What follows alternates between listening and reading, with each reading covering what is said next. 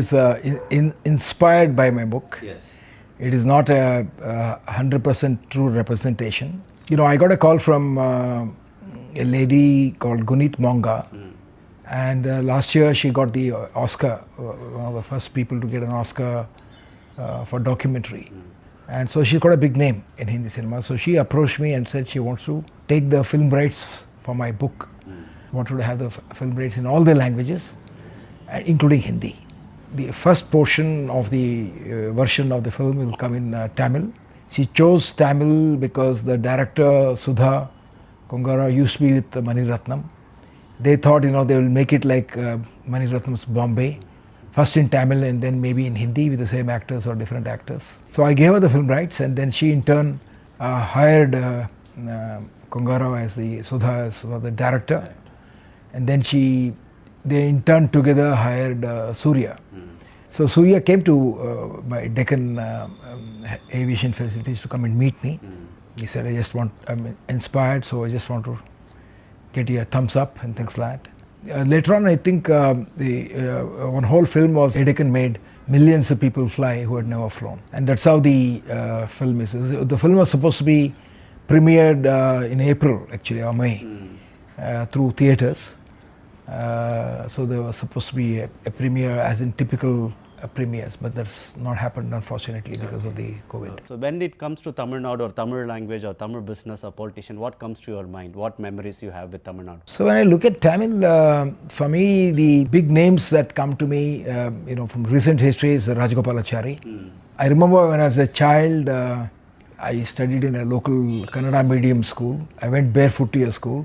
So I remember having seen Veerapandya Kattabomman. Okay. And also in school, I remember when they asked me to do a mimicry, I did a mimicry of that Pandya Kattabomman movie. So I remember that. And I also admire Tamil Nadu in a sense more than Karnataka in the sense that Kannada literature is also very, very ancient. But when it comes to imposition of Hindi, in Karnataka they do not fight it with the same fire. Yes. As in Tamil Nadu. It's only Tamil Nadu which gives leadership to the south to say, don't impose Tamil on us. You cannot impose. No, this country is great because of its diversity, and those who want to, Hindi is a great language. But all of them are derived from Sanskrit. If you carefully listen to Tamil and Kannada and Malayalam, there are a lot of words which are common in all these languages, which are common in Sanskrit, which are also common in Hindi. And also common in Hindi. So do not impose this language. You can have Tamil, first language, then you have the English, then you have an option for Hindi. Tamil Nadu not bowing to the pressure of the Hindi walas, because the Hindi guys will somehow want to, because for them everybody is Madrasi. Whether you are from Tamil Nadu, you are from Andhra, Karnataka, everybody is Tamil Nadu. So it is gross arrogance.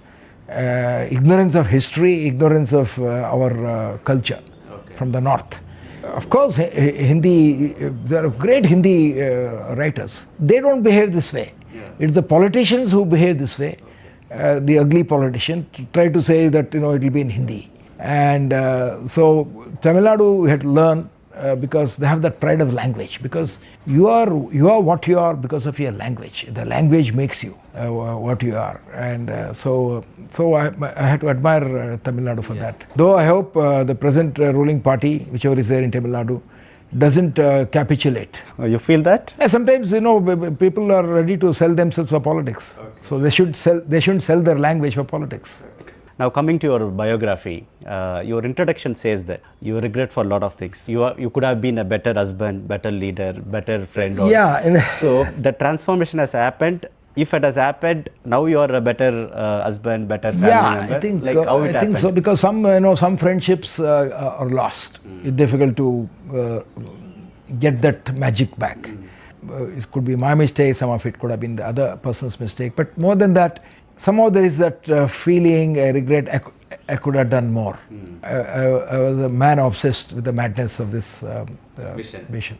And in that madness, I made others sometimes suffer. I was inconsiderate. That took a toll. took it all in family life, took it all in being with the children and things like that. Similarly, I could have been a better friend, but I also realized that I could have been better. So coming to your farmer avatar, you are quitting from Indian Army and taking up the farmer. Is it really you understood the farming at that time, or you want to show your heroism like those days? No. See, what happened was that I grew up in a village. So as I was telling, my father was a teacher who to have some farm. Then you have the category of real farmers, who plow the land. So my father would always, while walking to the fields, he would show me how farmers, if they are farmers, or if they are Dalit laborers, when they are weeding the paddy field, for example, they would see crabs scurrying, they would put the crabs in one side. If they found mushrooms, they would put mushrooms. If they found greens, they would take the greens. Then they would do the weed and throw off the weeds. And he would tell me, he said, look, you cry if your food is late, you cry if the food is given too early, you cry for everything and complain. Look at how hardy these people are. So he taught me to look at the poor so that there is no envy. There is no envy and jealousy about the rich man. Okay. But you are fortunate always saying that, look, these people are struggling so much, how I